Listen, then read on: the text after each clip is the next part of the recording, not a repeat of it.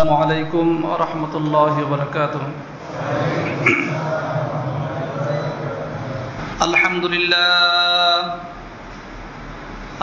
لله نحمده ونستعينه ونستغفره ونؤمن به ونتوكل عليه ونعوذ بالله من شرور أنفسنا ومن سيئات أعمالنا من يهده الله فلا مضل له ومن يضلله فلا هادي له ونشهد أن لا إله إلا الله وحده لا شريك له ونشهد أن سيدنا وسندنا وحبيبنا مولانا محمد الذي أرسله بالحق بشيرا ونذيرا وداعيا إلى الله بإذنه وسراجا منيرا.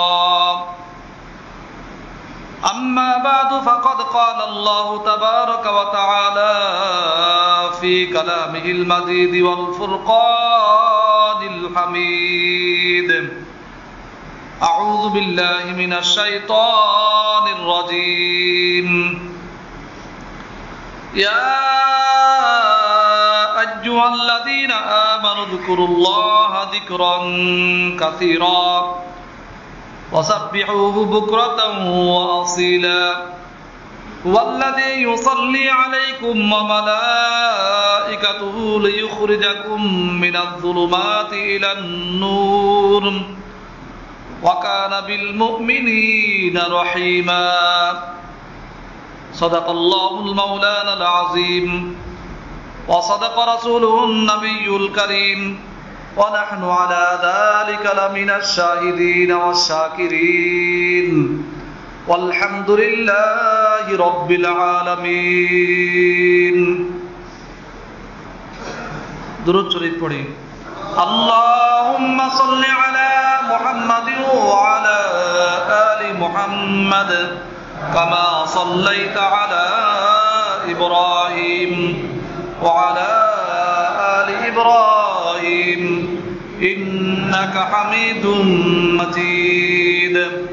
اللهم بارك على محمد وعلى آل محمد كما باركت على إبراهيم وعلى آل إبراهيم إنك حميد مجيد. لا إله إلا الله لا إله إلا الله لا إله إلا الله لا إله إلا الله لا إله إلا الله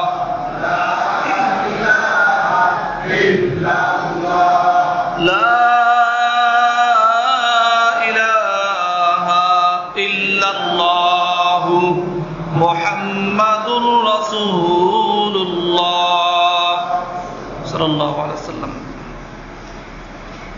মুআজ্জাজ সম্মানিত উলামা ইকরাম, অধিকার দূর দূরান্ত থেকে আগত আমার প্রিয় মুসল্লি ভাইরা,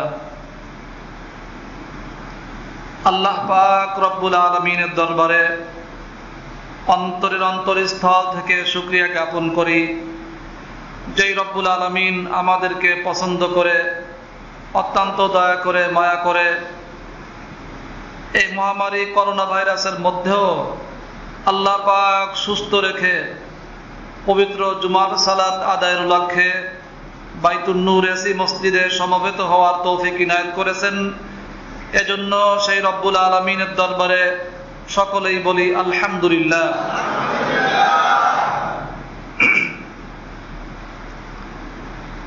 আজ 23শে জিলহজ 1441 হিজরি, বাংলা 30শে শ্রাবণ 1427, ইংরেজি 14ই আগস্ট 2020।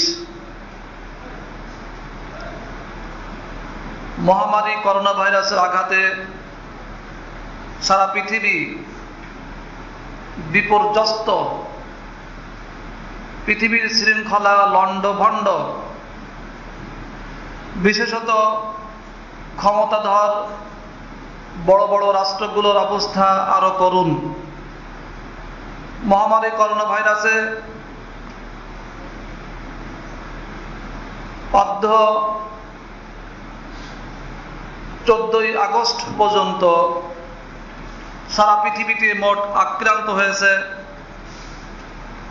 2,10,68,933।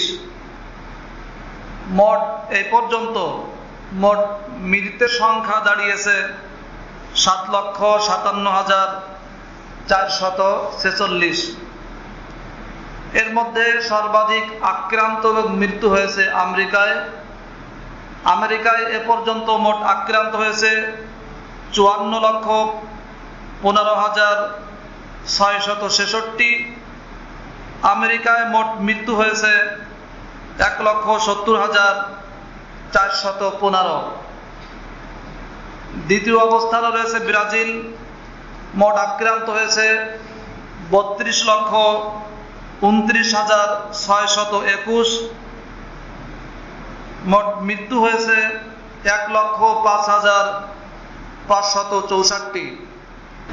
তারপরে রয়েছে ব্রাজিল। ব্রাজিলে এই পর্যন্ত আক্রান্ত হয়েছে 32,29,621। ব্রাজিলে পর্যন্ত মৃত্যু হয়েছে 1,05,664। তারপরে রয়েছে মেক্সিকো। মেক্সিকোতে এই পর্যন্ত আক্রান্ত হয়েছে 5,05,751। মোট মৃত্যু সংখ্যা দাঁড়িয়েছে 55,293। তারপরে রয়েছে ইন্ডিয়া। ইন্ডিয়াতে আক্রান্ত হয়েছে 24,59,613। মৃত্যু সংখ্যা দাঁড়িয়েছে 48,144। এটা ছিল বড় বড় ক্ষমতাধর রাষ্ট্রের সামান্য তালিকা।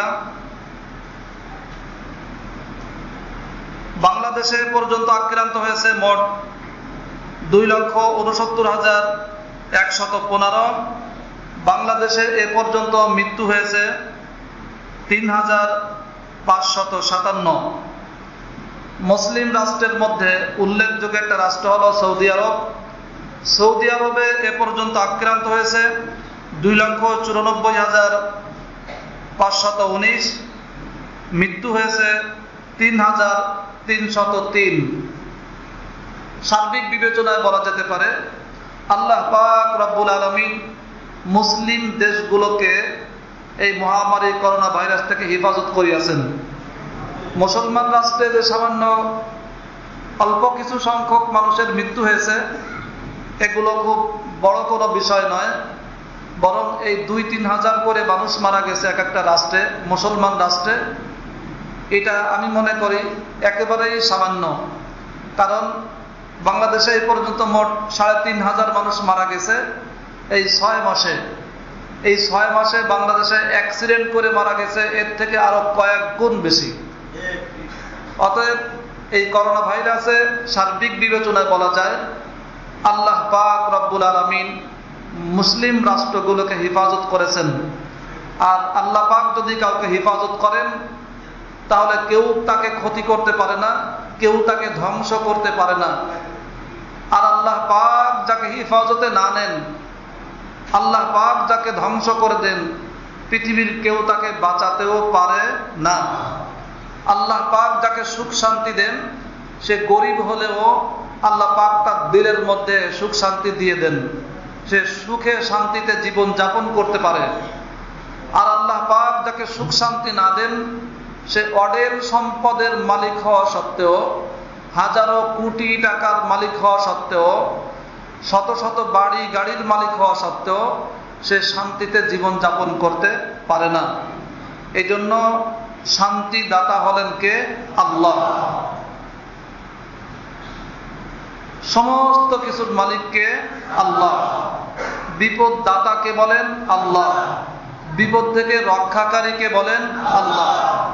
বিপদ আসলে সেই আল্লাহর কাছেই ফানা চাওয়া উচিত, আল্লাহর কাছেই রক্ষা কামনা করা উচিত। আল্লাহ পাক আমাদেরকে বোঝার এবং আমল করার তৌফিক দান করুন। সূরা আহজাবের 40 থেকে 42 নম্বর আয়াত, 3টি আয়াত আপনাদের সামনে তিলাওয়াত করেছি। এই 3টি আয়াতের তরজমা এবং প্রাসঙ্গিকভাবে কিছু আলোচনা করব ইনশাআল্লাহ। আল্লাহ পাক যেন প্রতিটি কথার উপরে আমাকে, আপনাদেরকে, আল্লাহ পাক যেন সকলকে আমল করার তৌফিক দান করেন। সামগ্রিকভাবে মানুষের জিন্দেগি 3 ভাগে বিভক্ত। মানুষের জীবন 3 ভাগে বিভক্ত। কয় ভাগে বলেন? 3 ভাগে বিভক্ত। একটা হলো অতীত, আর একটা বর্তমান, আর একটা হচ্ছে ভবিষ্যৎ। অতীত, বর্তমান, ভবিষ্যৎ। অতীত আরবিতে বলা হয় মাজি, আজ-জামানুল মাদি। ইংরেজিতে বলা হয় পাস্ট। বর্তমান আরবিতে বলা হয় হাল, আজ-জামানুল হালি। ইংরেজিতে বলা হয় প্রেজেন্ট। ভবিষ্যৎ আরবিতে বলা হয় মুস্তাকবাল। ইংরেজিতে বলা হয় ফিউচার। অতীত, বর্তমান, ভবিষ্যৎ। অতীত, বর্তমান, ভবিষ্যৎ। মাজি, হাল, মুস্তাকবিল। মাজি, মাজি, হাল, মুস্তাকবাল। মানুষের জিন্দেগি 3 ভাগে বিভক্ত। অতীত জিন্দেগি, বর্তমান জিন্দেগি, ভবিষ্যৎ জিন্দেগি। অতীত যেটা চলে গিয়েছে এটাকে অতীত বলা হয়। যদি কারোর বয়স 20 বছর হয় তাহলে তার 20 বছর অতীত হয়ে গিয়েছে। পিছনে যেটা চলে গিয়েছে এটাকে পরিভাষায় অতীত বলা হয়। অতীত কখনো ফিরে আসে না।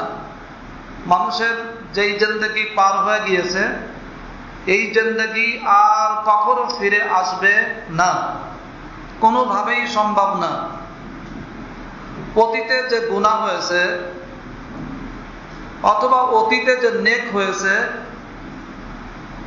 এই গুনাহ, এই নেক ওভাবেই থাকবে, পরিবর্তন করাও সম্ভব না। অতএব অতীতে যদি কোনো কিছু হয়ে থাকে এ ব্যাপারে আফসোস হবে তখন যখন সেটা গুনাহ হয়ে যাবে। অতীতে যদি কোনো গুনাহ হয়ে থাকে সে ব্যাপারে আফসোস এবং তার ক্ষতিপূরণের ব্যবস্থা, এটা নিয়ে একজন মুসলমানের জন্য জরুরি। তো অতীত যেটা চলে গেছে তো গেছেই। অতীত জিন্দেগি আর কখনো দামি হবে না। তবে একটা উপায় আছে অতীত জিন্দেগি দামি বানানোর জন্য। যার বর্তমান দামি তার অতীত দামি হবে, আর যার বর্তমান ধ্বংস তার অতীত ধ্বংস। যার বর্তমান দামি, হাল দামি, তার অতীত দামি। বর্তমান দামি হাল যেটা, এই হাল বর্তমান, এই বর্তমান সময়টা একেবারে সামান্য, একেবারেই সামান্য। আর ভবিষ্যৎ অনিশ্চিত, ভবিষ্যৎ অনিশ্চিত। তো অতীত যেটা চলে গেছে এটাকে অতীত বলা হয়। বর্তমান যেই অবস্থার উপর আছি এটাকে বর্তমান বলা হয়। আর ভবিষ্যৎ মানুষের যেটা সামনে আসবে এটাকে ভবিষ্যৎ বলা হয়। কিন্তু ভবিষ্যৎ মানুষের একেবারেই অনিশ্চিত। আজ রাত পর্যন্ত কে বাঁচবে এটার কোনো গ্যারান্টি নাই। একটা শ্বাস বের হয়ে যাবার পর পুনরায় শ্বাস ভিতরে প্রবেশ করবে এটারও মানুষের কোনো গ্যারান্টি নাই। তাহলে এই অতীতকে দামি করার জন্য বর্তমানকে দামি বানানো জরুরি। বর্তমানকে দামি বানাতে হবে। অতীতকে যদি দামি বানাতে হয় তাহলে বর্তমানকে দামি বানাতে হবে। আর বর্তমান সময়টা একেবারেই সামান্য। যেমন কেউ জিহ্বার উপরে খাবার দিয়েছে, খাবারটা যতক্ষণ পর্যন্ত জিহ্বায় আছে এটা হলো বর্তমান, ভিতরে ঢুকে যাওয়ার পরে অতীত হয়ে গেল। একজন মানুষ এখানে দাঁড়িয়ে আছে, এক কদম সামনে বাড়লেই পিছনেরটা অতীত হয়ে গেল। শ্বাস একটা বের হচ্ছে, বের হওয়া অবস্থায় বর্তমান, বের হয়ে গেলে শ্বাসটা অতীত হয়ে গেল। তো বর্তমান যদি দামি বানান যায় তাহলে অতীত দামি হয়ে যাবে। তো উলামা ইকরাম, হযরতে উলামা ইকরাম অতীতকে দামি বানানোর জন্য বর্তমানকে 3টা সবক দিয়ে থাকেন। অতীতকে দামি বানানোর জন্য 3টা সবক দিয়ে থাকেন, যে তুমি যদি এই 3টা সবককে গ্রহণ করতে পারো, এই 3টা সবকের উপর থাকতে পারো, তাহলে তোমার অতীত দামি হয়ে যাবে, বর্তমানও দামি হয়ে যাবে। বর্তমান দামি হয়ে যাবে, অতীতও দামি হয়ে যাবে। এই 3 সবকের মধ্যে 1 নাম্বার সবক হলো বর্তমান হালের উপরে 1 নাম্বার সবক হলো সদা সর্বদা ঈমানের হালাতে থাকা। সদা সর্বদা ঈমানের হালাতে থাকা। কোন হালাতে থাকা বলেন? ঈমানের হালাতে থাকা 1 নাম্বার সবক। 2 নাম্বার সবক হলো সর্ব অবস্থায় গুনাহ মুক্ত থাকা। কি অবস্থা থাকা বলেন? গুনাহ মুক্ত থাকা 2 নাম্বার সবক। 3 নাম্বার সবক হলো সর্ব অবস্থায় আল্লাহ পাকের জিকিরের হালতে থাকা। বলেন সুবহানাল্লাহ। হযরতে উলামা ইকরাম কয়টা সবক দেন? 3টা।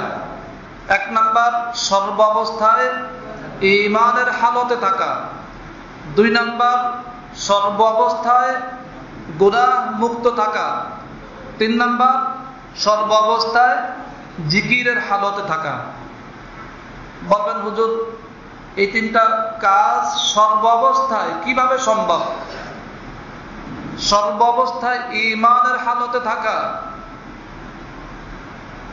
আমি বলি এভাবে সম্ভব। একটা মাছ পানির মধ্যে কয় ঘন্টা থাকে বলেন? 24 ঘন্টা। মাছ কয় ঘন্টা পানিতে থাকে বলেন? 24 ঘন্টা থাকে।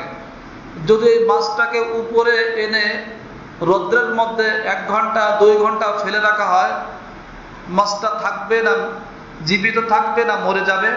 মরে যাবে। তো ঠিক একজন ঈমানদার ব্যক্তি যখন ঈমান শূন্য হয়ে যাবে তখন তার ঈমানের মৃত্যু ঘটবে। একজন ঈমানদার ব্যক্তি যখন গুনাহের মধ্যে লিপ্ত হবে তখন তার ঈমানের মৃত্যু ঘটে যাবে। একজন মানুষ যখন আল্লাহ পাকের জিকির শূন্য থাকবে তখন তার দিল আর ঠিক থাকবে না।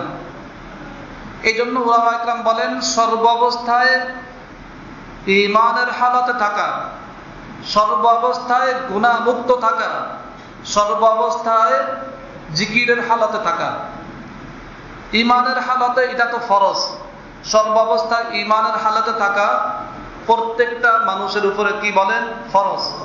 প্রত্যেকটা মানুষের উপরে সর্ব অবস্থায় ঈমানের হালতে থাকা এটা ফরজ।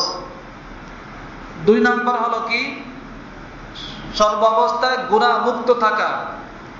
গুনাহ মুক্ত থাকা এজন্য যে একটা মানুষ যখন গুনার কাজ করে, কোনো গুনাহ করে, তখন তার ঈমানের মধ্যে ঘাটতি পড়ে, ঈমান দুর্বল হয়ে যায়। আর হাদিসের মধ্যে আসছে যখন কোনো মানুষ একটা গুনার কাজ করে, একটা গুনাহ করে, তখন তার অন্তরের মধ্যে একটা কালো দাগ পড়ে যায়। আবার যখন একটা গুনাহ করে তখন অন্তরে আরেকটা কালো দাগ পড়ে যায়। আবার যখন একটা গুনাহ করে তখন অন্তরে আরেকটা কালো দাগ পড়ে যায়। এইভাবে গুনাহ যত বেশি হবে তার অন্তর তত কালো হতে থাকবে। একসময় গুনাহ করতে করতে মানুষের অন্তর পুরোটাই কালো হয়ে যায়। তখন অবস্থা এমন হয়, ওয়ালাকাদ যারানা লিজাহান্নামা কাসীরাম মিনাল জিন্নি ওয়াল ইনস লাহুম কুলুবুন লা ইয়াফকাহুনা বিহা ওয়া লাহুম আ'য়ুনুন লা ইবসিরুনা বিহা ওয়া লাহুম আযানুন লা ইয়াসমাউনা বিহা। বুঝতে পারছেন যে মানুষ যখন গুনার কাজ করে, অধিক পরিমাণ গুনাহ করতে করতে তার কলব যখন একেবারে পুড়ে যায়, কলব যখন একেবারে কালো কুচ্ছিত হয়ে যায়, তখন এই কলবের মধ্যে আর ভালো কোনো জিনিস, ভালো কোনো কথা ধরে না, নেক আমল করতে মনে চায় না। তখন তার চক্ষু দিয়ে ভালো কোনো জিনিস সে দেখতে পারে না, তখন তার কান দিয়ে ভালো কোনো জিনিস শুনতে পারে না, বরং গুনাহ করার মধ্যেই সে মজা পায়। যত গান শুনে মজা পায়, সিনেমা দেখে মজা পায়, টেলিভিশন দেখে মজা পায়, বেগানা নারীর দিকে তাকায় মজা পায়, জিনা করে মজা পায়, চুরি করে মজা পায়, মদ পান করে মজা পায়, শুধু গুনার মধ্যেই মজা পেতে থাকে। এই জন্য গুনাহমুক্ত জীবন থাকা ফরজ। আর গুনাহটা এমন যে অনেক উলামা ইকরাম উদাহরণ পেশ করেন যে গুনাহ নেক আমলকে ধ্বংস করে দেয়। গুনাহ মানুষের নেক আমলকে ধ্বংস করে দেয়। যেমনি ভাবে এক ড্রাম দুধের মধ্যে যদি 1 বোতল বিষ নিক্ষেপ করা হয়, বিষ ছেড়ে দেওয়া হয়, অথবা গরুর চনা, গরুর পেশাব যদি 1 কলসি দুধের মধ্যে যদি সামান্য পরিমাণ গরুর চনা ছেড়ে দেওয়া হয়, পেশাব ছেড়ে দেওয়া হয়, তো যেমনি ভাবে পুরো ড্রামের সমস্ত দুধ, পাতিলের সমস্ত দুধ নষ্ট হয়ে যায়, তেমনি ভাবে গুনাহ মানুষের নেক আমলকে এভাবেই ধ্বংস করে দেয়। যেমন কেউ দীর্ঘদিন পর্যন্ত তাহাজ্জুদ পড়েছে, তিলাওয়াত করেছে, তাসবিহ তাহলিল করেছে, দান সদকা করেছে, কিন্তু হঠাৎ করেই তার মধ্যে অহংকার চলে আসছে যে আমি বড় তাহাজ্জুদ গুজার, আমি বড় এরকম ভাবে দানশীল, আমি বড় তিলাওয়াতকারী, আমি এরকম বড় নেক আমল করেনেওয়ালা।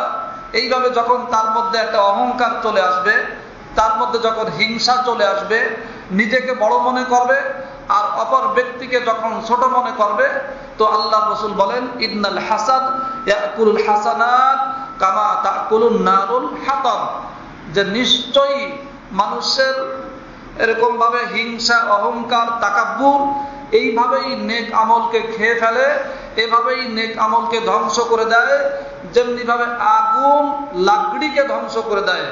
আগুন বিশাল লাকড়ির স্তূপকে, 1 ফুটা আগুন বিশাল লাকড়ির স্তূপকে মুহূর্তের মধ্যে জ্বালিয়ে পুড়িয়ে শেষ করে দেয়। ঠিক তেমনি ভাবে মানুষের আভ্যন্তরীণ যে রোগ রয়েছে, হিংসা রয়েছে, তাকাব্বুর রয়েছে, অহংকার রয়েছে, নিজের মধ্যে বড়ত্ব রয়েছে, এই রিয়া রয়েছে, এই সমস্ত রোগ মানুষের দীর্ঘদিনের জমানো সমস্ত নেক আমলকে মুহূর্তের মধ্যে ধ্বংস করে দেয়। এজন্য গুনাহমুক্ত থাকা এটা ফরজ। গুনাহমুক্ত থাকা প্রত্যেকটা মানুষের জন্য কি বলেন? ফরজ। প্রত্যেকটা মানুষের গুনাহমুক্ত থাকা ফরজ। গুনাহ হলো আগুন আর নেক হলো ঠান্ডা। নেক হলো ঠান্ডা, আগুনের মধ্যে ঝাঁপ দিলে সে ধ্বংস হয়ে যাবে। আর গুনাহ, নেক হলো ঠান্ডা, এখানে থাকলে মানুষ শান্তি পাবে। যে যত বেশি গুনাহ করে তার অন্তরে বেশি অশান্তি, আর যে যত বেশি নেক আমল করে তার অন্তরে তত বেশি শান্তি। চাই সে গরিব হোক, চাই সে ধনী হোক, চাই সে শিক্ষিত হোক, চাই সে অশিক্ষিত হোক, চাই সে এরকম ডাক্তার হোক, চাই সে এরকম কবিরাজ হোক, যেই শ্রেণীর যেই পেশার লোক হোক না কেন, যে যত বেশি নেক আমল করবে তার অন্তরে আল্লাহ পাক তত বেশি শান্তি ঢেলে দিবেন, শান্তি ঢেলে দিবেন, সালামত ঢেলে দিবেন। চাই সে রিক্সা চালক হোক, চাই সে মাছ বিক্রেতা হোক, চাই সে একজন হকার হোক, কিন্তু সে যদি নেক আমল করে তার অন্তরের মধ্যে আল্লাহ পাক এরকম ভাবে শান্তি ঢেলে দিবেন। আর যে যত বেশি গুনার কাজের মধ্যে লিপ্ত তার অন্তর তত বেশি জ্বলে পুড়ে সারকার হতে থাকে।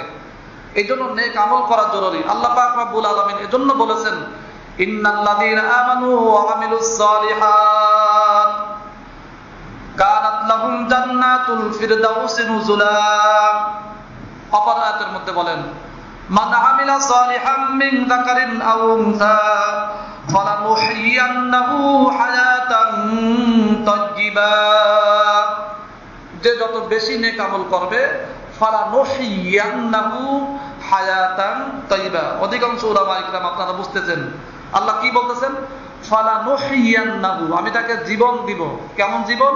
হায়াতান তাইয়্যিবা, শান্তিময় জীবন তাকে আমি দান করব। যে নেক আমল করবে আল্লাহ বলতেছেন আমি তাকে শান্তিময় জীবন দিয়ে দিব। এই জন্য যারা বেশি তিলাওয়াত করে, জিকির করে, কান্নাকাটি করে, তাহাজ্জুদ পড়ে, এদের জিন্দেগিতে দুনিয়াতেও শান্তি আর মৃত্যুর পরেও শান্তি। তো এক নম্বর আমল ছিল, কি আমল ছিল? সর্বাবস্থায় ঈমানের হালতে থাকা। দুই নম্বর আমল সর্বাবস্থায় গুনাহ মুক্ত থাকা। কি থাকা বলেন? গুনাহ মুক্ত থাকা। তিন নম্বর আমল সর্বাবস্থায় জিকিরের হালাতে থাকা। জিকির, সর্বাবস্থায় জিকিরের হালাতে থাকা। জিকির দুই ভাবে হতে পারে। জিকির আজিক বিল লিসান, আজিক বিল কলব। জিকির জবানের দ্বারা জিকির, কলবের দ্বারা জিকির। যখন জবানে জিকির সম্ভব তখন জবানের জিকির করবে, আর যখন জবানের দ্বারা জিকির করা সম্ভব না, যেমন কেউ নাফাকি হালাতে আছে, তখন জবানি জিকির, জিকির লিসান যেটা, এটা সম্ভব না। কেউ বাথরুমের মধ্যে আছে, সে জবানের দ্বারা জিকির করতে পারবে না, কিন্তু এখানে কলবি জিকির চলবে। এই কলব বাথরুমের মধ্যে আছে, কিন্তু এই কলবের মধ্যে আল্লাহ পাক তার কলবের মধ্যে আছেন। তার স্মরণ রাখতে হবে আল্লাহ পাক আমাকে দেখতেছেন, আল্লাহ পাক আমাকে তাকিয়ে আছেন। এই বাথরুমের মধ্যে বসেও সে গুনাহ করতে পারবে না, গুনাহ করা যাবে না। এই কলব থেকে এক সেকেন্ডের জন্য আল্লাহকে সে জুদা করবে না। আল্লাহ এই কলব থেকে এক সেকেন্ডের জন্য জুদা হবে না। যেমন কেউ স্বামী স্ত্রীর বিশেষ হালাতে আছে, তখন সে জবান দ্বারা জিকির করতে পারবে না, কারণ সে নাপাকি অবস্থায় আছে। কিন্তু তার দিল থেকে কি আল্লাহকে ভুলে যাবে? বলেন, তার দিলের মধ্যে আল্লাহ থাকবে। ওই নাপাকি হালাতেও তার দিলের মধ্যে আল্লাহ থাকবে। সেরকম ভাবে বাথরুমে থাকবে, কিন্তু দিলের মধ্যে আল্লাহ থাকবে। অর্থাৎ যেখানে জিকরে লিসান, যেখানে জবানের জিকির জায়েজ নাই, সেই হালাতে সে কলবি জিকির করতে থাকবে। কিন্তু এক মুহূর্তের জন্য সে আল্লাহ পাককে সে ভুলবে না, আল্লাহ পাককে সে ভুলে থাকতে পারবে না। একজন মুমিনের সিফাত হলো একটা সেকেন্ডের জন্য সে আল্লাহকে ভুলে থাকতে পারবে না। যেমন একটা মাছ তার ইচ্ছাকৃত ভাবে সে সামান্য সময়ের জন্য সে উপরে উঠে থাকে না। কি বলেন? কোন মাছ কি নদী নালা থেকে, পুকুর থেকে সেরকম ভাবে কখনো এরকম চিন্তা করে যে আমি উপরে যাই, একটু বিশ্রাম নিয়ে আসি? কোন মাছ কি নদীর মধ্যে যে বসবাস করে, ওই মাছ কি কখনো এরকম অবস্থা তার হয় যে আমি এরকম ভাবে যাই, 1 ঘন্টার জন্য আমি উপরে একটু বিশ্রাম নিয়ে আসি? এরকম কি কোনো মাছ কখনো করে? তো একজন মুমিন একটা মুহূর্তের জন্য সে আল্লাহকে ভুলে থাকতে পারবে না, আল্লাহকে ছাড়া সে থাকতে পারবে না। সে কখনো বলবে না, না আমি এই 1 ঘন্টা আমি আল্লাহকে ভুলে থাকবো। এটা একজন মুমিন কখনো থাকতে পারবে না। এজন্য আল্লাহ পাক রব্বুল আলামিন কোরআনের মধ্যে ইরশাদ করেছেন, ইয়া আইয়ুহাল্লাযীনা আমানু যিকুরুল্লাহ যিকরান কাসীরা। হে ঈমানদার লোকেরা, তোমরা বেশি বেশি করে আল্লাহ পাকের জিকির করো, বেশি বেশি করে করো। বেশির কোনো হদ নাই, সর্বাবস্থায় জিকির করো। বিশেষ করে ওয়াসাব্বিহুহু বুকরাতাও ওয়া আসীলা, ওয়াসাব্বিহুহু বুকরাতাও ওয়া আসীলা। বিশেষ করে সকালে এবং সন্ধ্যায় তোমরা একাগ্রতার সাথে আল্লাহ পাকের জিকির করো। সকালে এবং সন্ধ্যায় আল্লাহ পাকের বিশেষভাবে একটানা বসা অবস্থায় খুব দিল মনের সাথে আল্লাহ পাকের জিকির করো। লাভ কি হবে? আল্লাহ পাক পরবর্তী আয়াতে বলেন, হুয়াল্লাযী ইউসাল্লি আলাইকুম ওয়া মালাইকাতুহু। যদি তুমি বেশি করে আল্লাহ পাকের জিকির করো, সকাল সন্ধ্যা যদি তাসবিহগুলো আদায় করো, তোমার রবের জিকির যদি তুমি করো, তো তোমার যদি 1 নাম্বার পুরস্কার হলো, তোমার জন্য 1 নাম্বার পুরস্কার হলো হুয়াল্লাযী ইউসাল্লি আলাইকুম, আল্লাহ তোমার উপর রহমত, শান্তি এবং রহমত বর্ষণ করবেন। বলেন সুবহানাল্লাহ। ওয়া মালাইকাতুহু, আল্লাহ পাকের ফেরেশতারাও তোমার জন্য দোয়া করবেন, তোমার শান্তির জন্য, তোমার উপর রহমতের জন্য, তোমার মাগফিরাতের জন্য ফেরেশতারাও তোমার জন্য দোয়া করবেন। 1 নাম্বার পুরস্কার, অধিক সংখ্যক, অধিক পরিমাণ যদি কেউ জিকির করতে থাকে, আল্লাহ পাক তার উপর রহমত বর্ষণ করেন। ওয়াল্লাযী ইউসাল্লি আলাইকুম, সাল্লা ইউসাল্লি যদি আল্লাহর দিকে নিসবত হয় তাহলে হবে রহমত, যদি নবীর দিকে হয় সালাত তাহলে হবে দুরূদ, যদি মানুষের দিকে নিসবত হয় তখন হবে কি বলেন? নামাজ। তো ওয়াল্লাযী ইউসাল্লি আলাইকুম, যে আল্লাহ তোমাদের উপর রহমত নাযিল করবেন। ওয়া মালাইকাতুহু, আল্লাহ পাকের ফেরেশতারা তোমাদের জন্য মাগফিরাতের দোয়া করবেন। বলেন সুবহানাল্লাহ। 1 নাম্বার পুরস্কার। 2 নাম্বার পুরস্কার লিইউখরিজাকুম মিনাজ-যুলুমাতি ইলান-নূর, তোমাকে অন্ধকার থেকে আলোর দিকে নিয়ে আসবেন, তোমাকে গুনাহ ছাড়াইয়ে তোমাকে নেকের দিকে নিয়ে আসবেন, জাহান্নামের পথ থেকে তোমাকে টেনে হেঁচড়ে বের করে তোমাকে জান্নাতের পথে চলানোর ব্যবস্থা করে দিবেন। আল্লাহ যখন তোমার উপর রহমত নাযিল করবেন, রহমত যখন তোমার উপর বর্ষণ হতে থাকবে, এরপরে যদি তুমি গুনার পথে হাঁটতে থাকো, ফেরেশতারা তোমাকে গুনার পথে হাঁটতে দিবেন না, তোমাকে বাঁকাইয়ে সরাইয়ে তোমাকে নেকের পথে হাঁটানোর ব্যবস্থা করে দিবেন, জাহান্নামের রাস্তা থেকে ফিরাইয়ে তোমাকে জান্নাতের রাস্তায় উঠায় দিবেন। বলেন সুবহানাল্লাহ। উদাহরণটা হলো এরকম যে একজন বাচ্চা, একজন সন্তান, একজন ধনী ব্যক্তির সন্তান, একই মাত্র ছেলে, তো সন্তানকে কেমন মহব্বত করে বলেন? অত্যন্ত মহব্বত করে।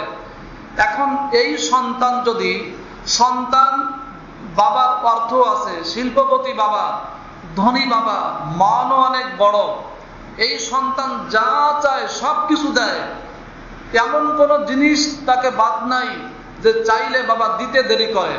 একটা মাত্র ঘরের মধ্যে সন্তান, বাবা ধনী, শিল্পপতি, দিল অনেক বড়, ভদ্র ফ্যামিলি, বলেন এই একটা মাত্র ছেলে বাবার কাছে কোনো খাবার চাইলে বাবা কি সেটা না করবে? কোনো কাপড় চাইলে কি না করবে? বরং ডজন ডজন কাপড় তার দয়ের মধ্যে ভরে রাখবে। কিন্তু এই সন্তানটা যদি কথার কথা গভীর রাত্রে উঠে বলে যে আব্বা আমি এখন আইসক্রিম খাবো, বাবা কি ওই সন্তানকে আইসক্রিম খেতে দেবে? শীতকালে দেবে না। কেন? এই শীতকালে যদি এখন আইসক্রিম খায় তাহলে তার ঠান্ডা লেগে যাবে। অথবা প্রচন্ড বৃষ্টি হচ্ছে বাইরে, বৃষ্টি হচ্ছে বাইরে, এই সন্তানটা দৌড় দিচ্ছে, রাত্রে দৌড় দিচ্ছে আমি একটু বাইরে যাই, বৃষ্টি, আমি একটু রাস্তায় যাই, একটু বৃষ্টির পানিতে গোসল করে আসি। ছোট 3 বছর 4 বছরের বাচ্চা, বলেন তার আব্বা আম্মা কি এই রাত্রের বেলা এই ছেলেটাকে বাইরে ছেড়ে দিবে? বৃষ্টির মধ্যে ছেড়ে দিবে? দিবে না। কেন? ঠান্ডা লাগতে পারে, বিপদ ঘটতে পারে, অন্যান্য ছেলেরা তাকে ক্ষতি করতে পারে, এই জন্য তাকে ঠান্ডার মধ্যে এই বৃষ্টির পানিতে তাকে নামতে দিবে না। যদি বেশি বিরক্ত করে, মনে করেন এই 3 বছর বাচ্চা বাড়িতে গেছে, এখন পুকুরে গোসল করতে নামবে, বাবার হাত থেকে দৌড় দিচ্ছে, ছুট দিচ্ছে, গোসলে ঝাঁপ দিবে, পুকুরে ঝাঁপ দিয়ে পড়বে। এই বাবা কি এই 3 বছরের বাচ্চাকে পুকুরে বা নদীতে ঝাঁপ দিতে দিবে? দিবে না। কেন? এই সন্তান যদিও না জানে, কিন্তু বাবা জানে যে এ যদি পুকুরে নামে তাহলে মারা যাবে, কারণ সে সাঁতার জানে না। এ যদি গভীর রাত্রে এখন বৃষ্টির পানিতে নামে তাহলে তার ঠান্ডা লেগে যাবে, এটা তার শরীরের জন্য ক্ষতিকর। যদিও সে আইসক্রিম খেতে যাচ্ছে, কিন্তু তাকে এখন রাত্রে আইসক্রিম দেওয়া যাবে না, কারণ তার শারীরিক ক্ষতিকর এটা। যদি বেশি বিরক্ত করে, বৃষ্টির মধ্যে যদি দৌড় দিয়ে নামতে চায়, প্রয়োজনে বাবা 1 বার 2 বার নিষেধ করবে। এরপরেও যদি বাবার হাত থেকে ছুট দেয়, দৌড় দিতে চেষ্টা করে, প্রয়োজনে বাবা থাপ্পড় মারবে, মার দিবে, ব্যাট লাগাবে, তারপর ভিতরে কান ধরে টেনে ভিতরে নিয়ে দরজা লাগায় দিবে। দিবে কিনা বলেন? কেন? এই বাবা সন্তানকে ভালোবাসে, এজন্য সন্তান যদিও বুঝছে না, সন্তান যদি বৃষ্টির পানির মধ্যে মজা দেখতেছে, কিন্তু বাবা বুঝছে যে এই বৃষ্টির পানির মধ্যে যদিও তার কাছে সাময়িক মজা, কিন্তু এটা তার জন্য ক্ষতিকর। এই আইসক্রিম যদিও সাময়িক তার জন্য মজা, কিন্তু ক্ষতিকর। যদিও এখানে এই পানির মধ্যে খেলা করা, পুকুরে নেমে বাচ্চাদের সাথে খেলা করা মজা, কিন্তু এটা তার জন্য ক্ষতিকর। এজন্য বাবা তাকে নামতে দিবে না। তো একজন মানুষ যখন আল্লাহ পাক তার দিলের মধ্যে বসে যায়, আল্লাহ পাকের সাথে যখন তার সম্পর্ক কায়েম হয়ে যায়, একজন মানুষ যখন আল্লাহ পাকের দেওয়ানা হয়ে যায়, তখন ওই মানুষকে আল্লাহ পাক রব্বুল আলামিন কোনো গুনাহই করতে দেন না। যখন সে যদি কখনো ভুলে সে গুনার পথে হাঁটে, আল্লাহ পাক থাপ্পড় দিয়ে তাকে নেকের রাস্তায় উঠায় দেন, বলেন সুবহানাল্লাহ। গুনার উপর তাকে চলতে দিবেন না। কি বলেছেন? ওয়াল্লাযী ইউসাল্লি আলাইকুম ওয়া মালাইকাতুহু লিইখরিজাকুম মিনাজ-যুলুমাতি ইলান-নূর। তাকে গুনার রাস্তা থেকে সরাইয়ে তাকে জান্নাতের রাস্তায় চলার ব্যবস্থা করে দিবেন। ওয়া কানা বিল মুমিনিনা রহিমা, আল্লাহ পাক বড় দয়ালু। এটা এক নাম্বার। আরেকটা ফায়দা হলো যে মানুষ যখন অধিক পরিমাণ আল্লাহ পাকের জিকির করে, তখন আল্লাহ পাক রব্বুল আলামিন ওই জাকের ব্যক্তিকে মাজকুর বানায় দেন। জাকেরকে কি করে দেন? মাজকুর বানায় দেন। জাকের বলা হয় যেই ব্যক্তি জিকির করে তাকে জাকের বলা হয়। জিকির করনেওয়ালাকে আরবিতে ইসমে ফাইলের সিগা জাকের বলা হয়। আর যার নামটা স্মরণ করা হয় তাকে মাজকুর বলা হয়, ইসমে মাফউল মাজকুর বলা হয়। আল্লাহ পাক অধিক জিকিরকারীকে জাকেরকে মাজকুর বানায় দেন, বলেন সুবহানাল্লাহ। জাকেরকে মাজকুর বানায় দেন, এটা আবার কেমন কথা? এটা আরবি যারা গ্রামার পড়ছেন তাদের প্রশ্ন আসতে পারে, জাকের আবার মাজকুর হয় কিভাবে? জাকের মাজকুর এভাবে হয়, আল্লাহ পাক নিজে বলেছেন, আনা ইনদা যন্নি আবদি বি ওয়া আনা মাআহু ইযা যাকারানি ফাইন যাকারানি ফি নাফসিহি যাকারতু ফি নাফসি। আল্লাহ পাক বলেন যে বান্দা যখন আমার জিকির করে, ফাইন যাকারানি ফি নাফসিহি যাকারতু ফি নাফসি, যখন কোন বান্দা একাকীভাবে আমি আল্লাহ পাকের জিকির করে, আমিও একাকীভাবে আসমানে তার কথা আমি স্মরণ করি, তার জিকির করি, বলেন সুবহানাল্লাহ। তো জাকেরকে মাজকুর, জাকের সে আবার মাজকুর, অর্থাৎ সে যখন জিকির করবে আল্লাহ তাকেও স্মরণ করবেন, আল্লাহ তাকে স্মরণ করবেন। ফাইন যাকারানি ফি নাফসিহি যাকারতু ফি নাফসি ওয়া ইন যাকারানি ফি মালাইন যাকারতু ফি মালাইন খায়রুম মিনহু। যদি কোনো বান্দা একটা মজলিসের মধ্যে আল্লাহ পাকের জিকির করে, তো আল্লাহ পাক ফেরেশতাদের মজলিসে তার আলোচনা করেন, তার বড়ত্ব, তার মর্যাদা ঘোষণা করতে থাকেন, বলেন সুবহানাল্লাহ। তাহলে জাকের কি হলো বলেন? মাজকুর হলো, আল্লাহ স্মরণ করেন। জাকেরকে আল্লাহ স্মরণ করেন, এই জন্য জাকের আল্লাহর কাছে সে মাজকুর। জাকের কি হয়ে যায় বলেন? আল্লাহর কাছে মাজকুর হয়ে যান, মাজকুর হয়ে যান। এরপর আল্লাহ পাক বলতেছেন, ওয়া ইন তাকাররাবা ইলাইয়া বিশিবরিন তাকাররাবতু ইলাইহি দিরাআন ওয়া ইন তাকাররাবা ইলাইয়া দিরাআন তাকাররাবতু ইলাইহি বাআন।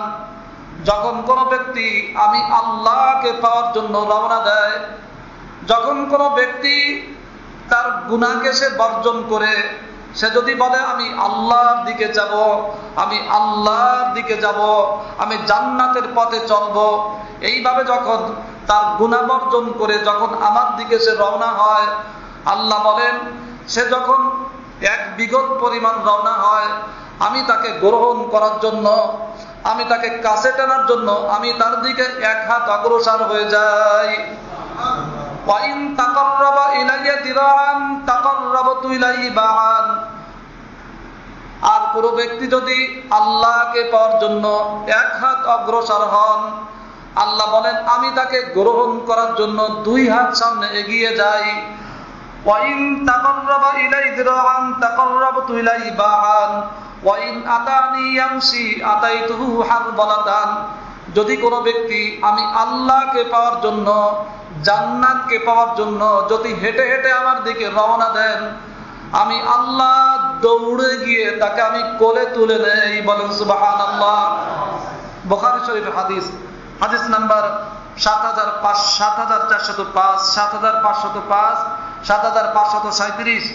ইসলামিক ফাউন্ডেশনের মধ্যে, বুখারীর ইসলামিক ফাউন্ডেশন ৬৯০১, মুসলিমের মধ্যে আসছে ১৬৭৫, তিরমিজির মধ্যে আসছে ২৩৮৮, ইবনে মাজার মধ্যে আসছে ৩৮২২, মুসনাদে আহমদের মধ্যে আসছে ৯৩৫১, মিশকাতের মধ্যে আসছে ২২৬৪।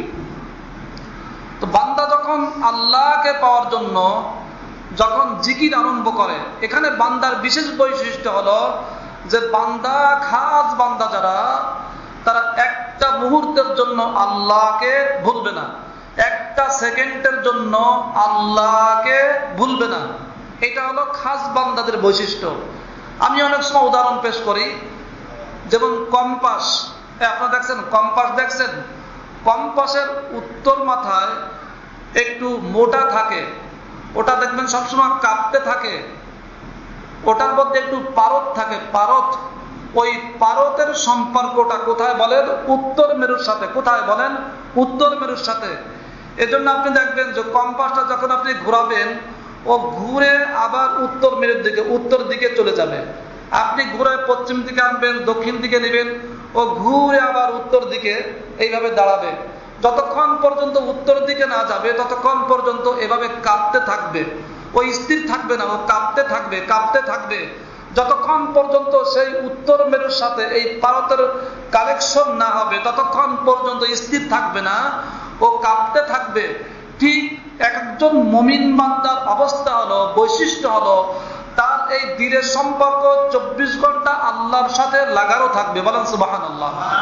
যদি একটা সেকেন্ডের জন্য আল্লাহর থেকে তার এই কলব জুদা হয়ে যায়, একটা সেকেন্ড যদি তার এই কলব আল্লাহর থেকে পৃথক হয়ে যায়, তখন সে স্থির থাকতে পারে না, তখন সে কাঁপতে আরম্ভ করে।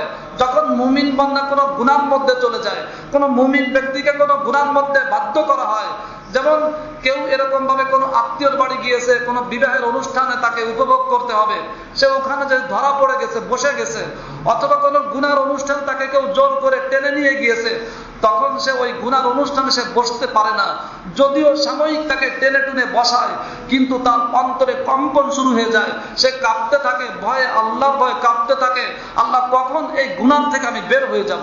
সে কখনো গুনার কাজ করতে পারে না। মুমিন বান্দার বৈশিষ্ট্য হলো একটা সেকেন্ডের জন্য সে আল্লাহকে ভুলে থাকতে পারবে না। যেখানে থাকবে, যেই হালাতে থাকবে, সর্বাবস্থায় তার এই দিলের সম্পর্ক আল্লাহর সাথে হয়ে যাবে, বলেন সুবহানাল্লাহ। এইরকম সম্পর্ক যখন হবে তখন তার জন্য একটা পুরস্কার আছে। কি পুরস্কার বলবো? কি পুরস্কার বলবো? আল্লাহ পাক রব্বুল আলামিন হাদিসের মধ্যে বলেন, হাদিসে কুদসির মধ্যে বলেন, বুখারী শরীফের হাদিস, আল্লাহ পাক বলেন, ইদা আহাব্বাল্লাহুল আবদা নাদা জিবরিল ইন্নাল্লাহা ইউহিব্বু ফুলানান ফাহবিবহু ফায়ুহিব্বু জিবরিল আলাইহিস সালাতু ওয়াস সালাম।